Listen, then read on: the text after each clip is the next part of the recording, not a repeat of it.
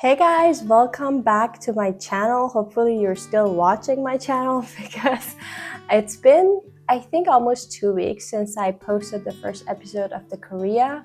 I did not mean to stop, but a lot of things happened, including being very persistent in my other channel, which I have with my sister. I can put a link here. But anyway, I did not mean to ghost you guys. I am very determined to post on this channel as well. Maybe not every day, but I'm determined to finish this series and start new ones. I have so many other ideas, but it's just like school is killing me.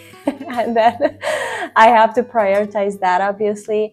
But anyway, so today I finally could sit down and hopefully from now on at home, so I don't have to schedule things at school anymore. But having said that, we did in episode 1, we talked about the general picture or the big picture of the Korean music and how the court music and folk music are kind of two pillars of the Korean music.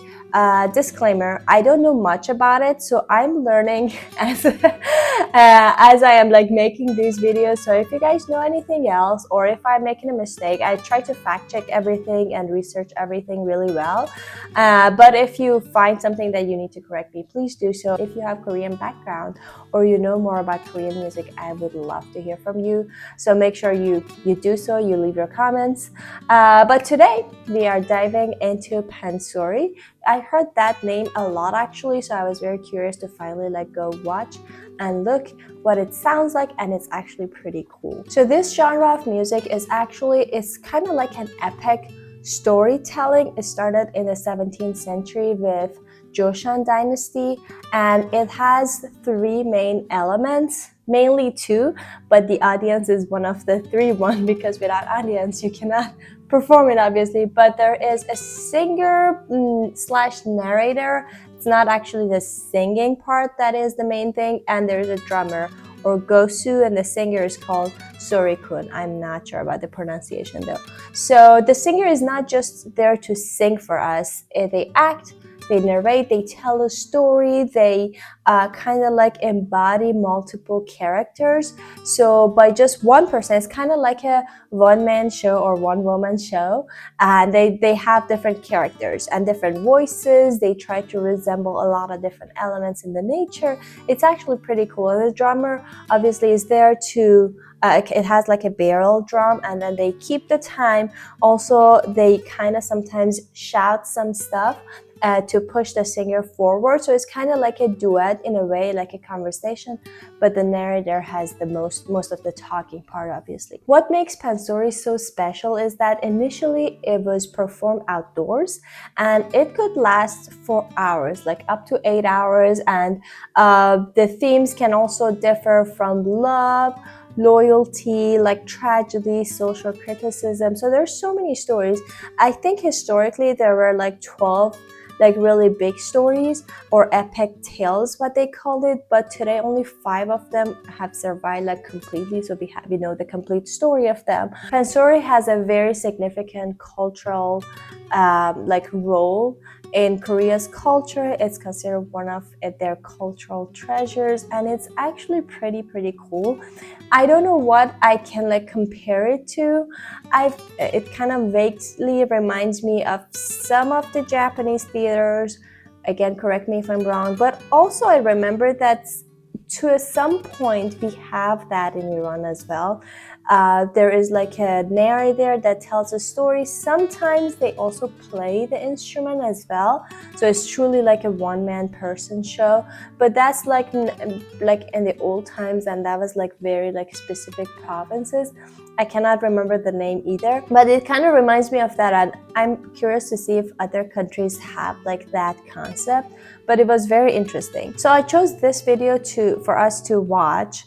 The main thing was because first of all, it has both of the elements, and I think both of them are really good. But also it has English subtitles, so I was that would be a good idea. Even though we don't know the whole story, this is one of the scenes that the blind Sim regaining his sight. So let's go.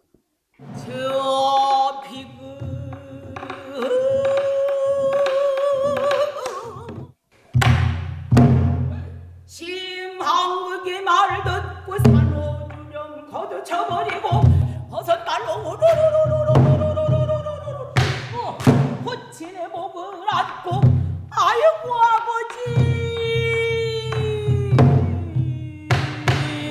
진봉사 깜짝 놀래 헤이 아버지라니 누구요? 아이고 나는 아들도 없고 딸도 없소 무남동녀에 따라 나보게 빠져 죽은 제가 꿈 3년인 이게 웬 말이요? 아이고 아버지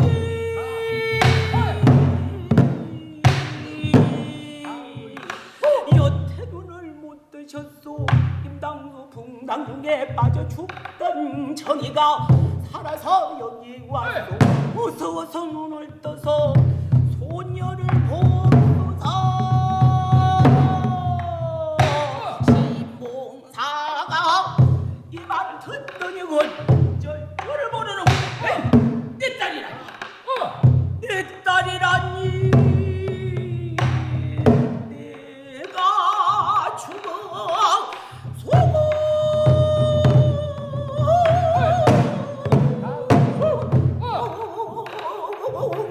천지를 들어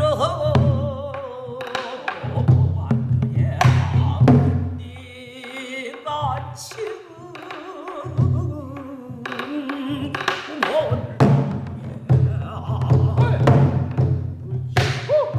이게 참말이냐 죽고갑다 냈다 심정 여기가 내라고 생각보다니 웬 말이고 내 딸이면 어디 보자 아이고 내가 눈이 있어야 내 딸을 보지 아이고 깜깜하여라 어디 내 딸이면 좀 보자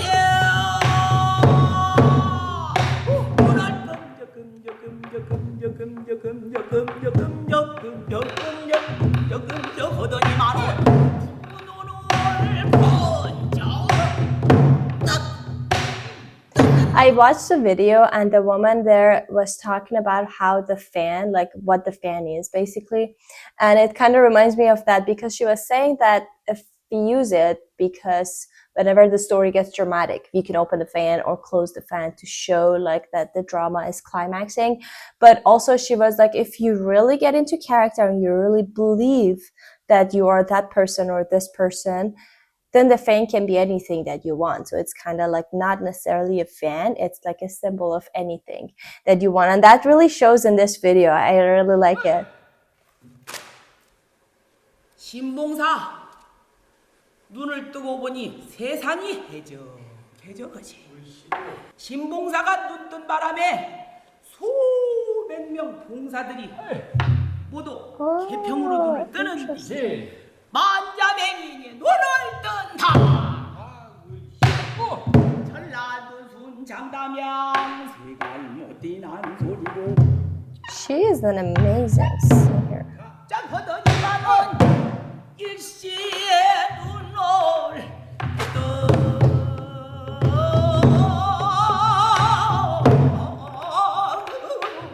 허리한 성난 안에 잠내우고 내려가는 봉사들도 저 집에서 눈을 뜨고 차탕도 그런 중에서도 눈을 뜨고 눈을 뜨고 나 뜨고 완전 뜨고 서서 뜨고 회다 뜨고 나다 뜨고 자다 뜨고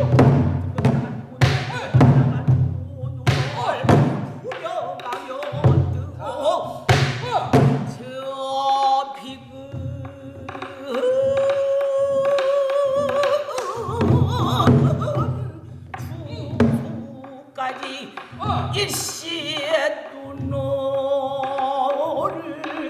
떠서 강유로 천지가 되었구나. I feel like they have an amazing connection together. Like as performance, like it really felt like a conversation to me. First of all, I love the story that happened. It's like very like kind of like an epic tale that like these things happen in it. But I was so amazed at like her ability to narrate, like speaking voice, very, even though I don't speak Korean, very articulate, and you can see that she was very like expressive in his narrative voice, but also like her singing, like different characters, like going from low, very throaty voice to all the way to high. And this is really hard.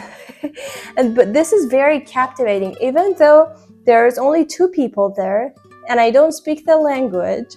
I feel like it was still very interesting to me to watch, and kind of I was very invested in the story, by the way, and to kind of watch how she is like bringing out different characters, and she kind of like changes her manners a little bit, even if just it's a little bit of facial expression, you could really picture a different character. I was actually like imagining this whole like storyline that she was saying.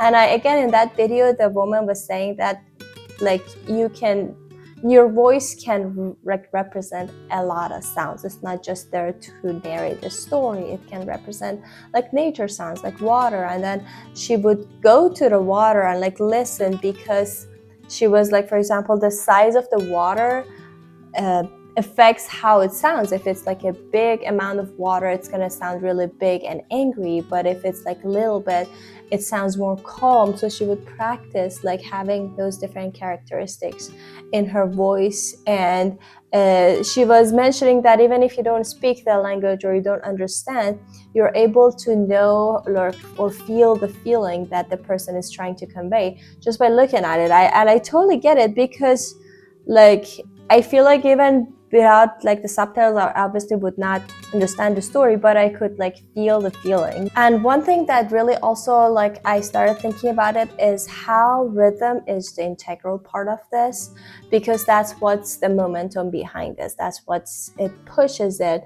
And the melodic line can be a little flexible. It can slide. We can slide the tones. She was doing that. They can get to really like raw sounds or like go really high, but the rhythm was the thing that kind of like was the element there, that was the main pillar of that.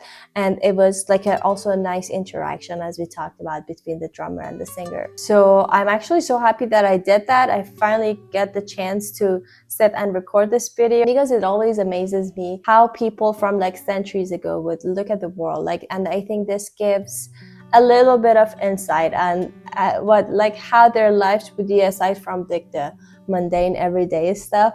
And this was very interesting. I actually enjoyed that a lot.